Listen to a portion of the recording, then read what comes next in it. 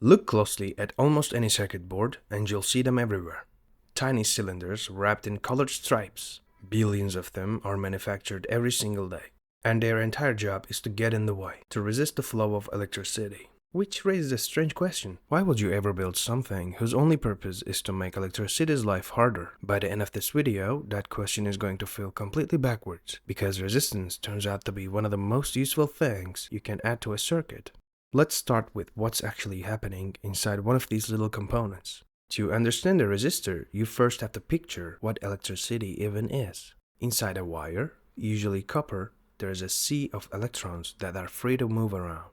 Hook that wire up to a battery, and the battery gives those electrons a push. They start drifting in one direction, and that flow of charge is what we call current. In a good conductor like copper, the electrons have an easy time. The path is wide open, and they slip past the atoms with very little trouble. A resistor is made of a material that's deliberately worse at this. Instead of a clear highway, the electrons have to squeeze through a material packed with obstacles. As they move, they keep bumping into the atoms of that material. Every collision steals a little of their energy, and that energy doesn't just vanish. It turns into heat. That's why resistors get warm. So the whole trick of a resistor is just this: a bad conductor, carefully controlled. And how hard it is for current to get through has a name. We call it resistance, and we measure it in ohms, written with the Greek letter omega. Okay, so if a resistor just wastes energy as heat and slows current down, why is it in literally every circuit? Here's the first big reason: protection. Most electronic components are fragile. They are designed to run on a specific, small amount of current, and if you give them too much, they burn out, sometimes instantly. The classic example is an LED, a little light-emitting diode. An LED wants only a tiny trickle of current, around 20 milliamps. If you wire an LED straight across a battery, the battery happily shows way more current than that through it. It shines incredibly bright, and then it's dead. The fix is almost absurdly simple. You put a resistor in line with the LED. The resistor gets in the way. It limits how much current can flow. One cheap component and your LED lasts for years. A bit later, we are going to calculate the exact resistor you need for that job. It's one line of math, but to get there, we need a couple more ideas first. Before we go further, let's take a quick tour, because resistors don't all look like those little striped cylinders. The striped ones are called through-hole resistors. They have long legs that poke through holes in a circuit board. Inside, the resistive material is usually a thin film of carbon or metal wrapped around a ceramic core. When you need to handle a lot of power, you'll often see wire-wound resistors, which use a coil of resistance wire and can look like a chunky ceramic block. But open up almost any modern gadget and you won't see legs at all. You'll see thousands of tiny black rectangles soldered flat onto the board. Those are surface mount resistors, or SMD resistors. They are too small for colored stripes, which is why they get their own little number code. And also, we'll crack that code later too. And then there's a whole family of resistors whose resistance changes on purpose. A thermistor changes its resistance with temperature. A photoresistor, or LDR, changes resistance with light. And a varistor clamps down when the voltage spikes, protecting circuits from surges. So resistance isn't always fixed. Electricity is invisible, which is what makes it hard to reason about, so let's swap it for something you can actually picture: water in pipes. Imagine a pump pushing water around a loop of pipe. Three things matter. First, the pressure the pump provides. The harder it pushes, the more it wants to move water. In our circuit, that pressure is the voltage, the push from the battery. Second, the amount of water actually flowing past a point each second. That flow rate is the current, the actual movement of charge. And third, here is our resistor. Imagine one section of the pipe is pinched down, narrow. That narrow section fights the flow. It's the resistance. Now the relationships basically explain themselves. Turn up the pump pressure and more water flows. More voltage gives you more current. But pinch the pipe tighter and less water gets through. More resistance gives you less current. Keep that picture in your head, because we're about to write it down as an equation. And it's probably the most famous equation in all of electronics. That equation is called Ohm's Law, and it ties our three quantities together: voltage, current, and resistance. V for voltage, I for current, yes, I, from the French word intensity, and R for resistance. Ohm's Law is usually written like this: voltage equals current times resistance. It's beautiful, because if you know any two of these, you can always find the third. But I want to show you something about this equation that most people skip right past.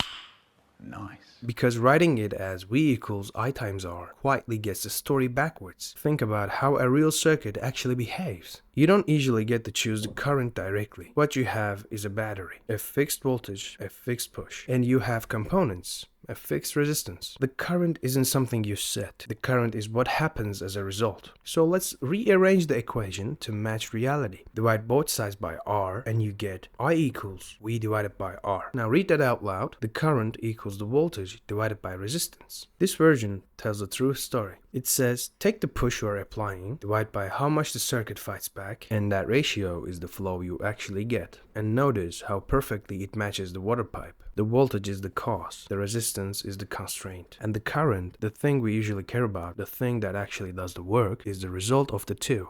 That's also the version that makes our LED problem solvable. Remember, the LED wants about 20 milliamps. Say we are running it from a 5 volt supply and the LED itself uses up about 2 volts. That leaves 3 volts across our resistor. Rearrange Ohm's law one more time and we get 3 volts divided by 0.02 amps, which is 150 ohms. So a 150 ohm resistor, or the next common size up like 220 ohms to be safe, is exactly what protects that LED.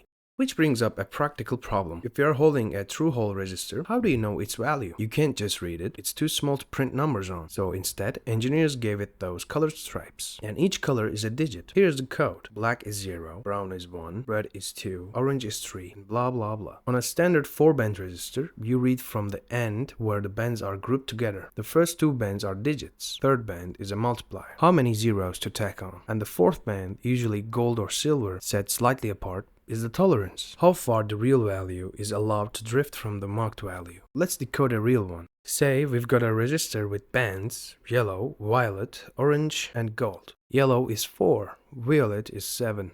So our first 2 digits are 4, 7. The third band, orange, is the multiplier, and orange means 3. So we add 3 zeros. 4, 7 becomes 47,000, and the gold band means a tolerance of plus or minus 5%. So this is a 47,000 ohm resistor, or, because that's mouthful, 47 kilo ohm resistor. The 5% tolerance means the true value sits somewhere between about 45 and 49,000 ohms. And that's it. 4 stripes, and you know exactly what you're holding.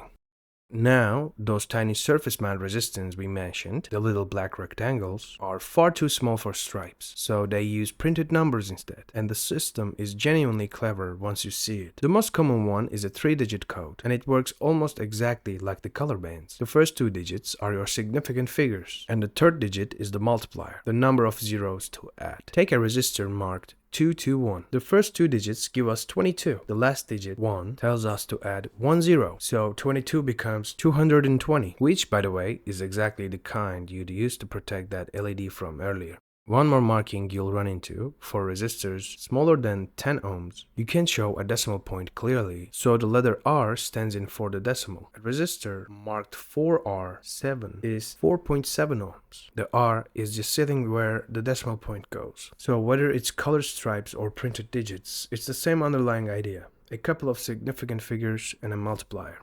Now that we can read resistors and we understand Ohm's law, let's look at 2 of the most useful tricks you can do with them. And the magic comes from how resistors behave when you combine them. First, the voltage divider. Take 2 resistors and connect them end to end in series across a voltage. The same current has to flow through both of them. And here's the key. Each resistor uses up a share of the voltage in proportion to its resistance. So if you tap a wire off the point between the 2 resistors, you get a fraction of the input voltage. A smaller, precisely chosen voltage. The formula is clean. The output voltage equals the input voltage times the second resistor divided by the sum of both. Change the ratio of the 2 resistors and you can dial the output to whatever fraction you like. This is everywhere. Scaling a voltage down to a level a chip can safely read, or turning a light sensor into a usable signal by pairing it with a fixed resistor. The second trick is the current divider.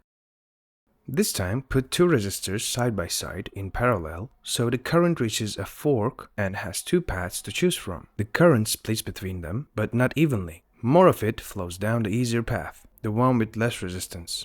Current follows the path of least resistance. The smaller resistor grabs the bigger share of the current, in exact inverse proportion. So, series resistors split voltage, parallel resistors split current. Two simple arrangements and an enormous amount of electronics is built out of exactly these. Which leads us perfectly to the last component of the day, and it's really just a voltage divider you can adjust with your fingers. It's called a potentiometer. You've used hundreds of these without knowing it. Every volume knob, every dimmer switch, the sliders on an audio mixer, the sticks in a game controller. A lot of them are potentiometers. Inside is a curved strip of resistive material with a contact that slides along it as you turn the knob. The two ends of the strip connect across your voltage, and the wiper taps off a point somewhere in the middle. Sound familiar? It's exactly our voltage divider. Except now, instead of two fixed resistors, turning the knob smoothly moves the tap point. Turn it one way and the wiper sits near the top. The output voltage is high. Turn it the other way and the output drops towards zero. So a potentiometer lets you produce any voltage between your minimum and maximum just by turning a knob, which is why it's the perfect way to control volume, brightness, position, or speed. It's the adjustable version of everything we just learned. So let's go back to the question we started with. Why would anyone build something whose only job is to get in the way of electricity? Because getting in the way, in exactly the right amount, is control. A resistor protects a fragile LED. It sets the precise current a circuit needs. It splits a voltage down to a usable level. It steers current where you want it. And when you make that resistance adjustable, it becomes a knob right under your fingertips. Resistance isn't electricity's enemy. It's how we tame it. Those billions of tiny striped cylinders aren't fighting your circuits. They're the reason your circuits work at all. Thanks for watching. If this made resistors finally click for you, you know what to do. And I'll see you in the next one.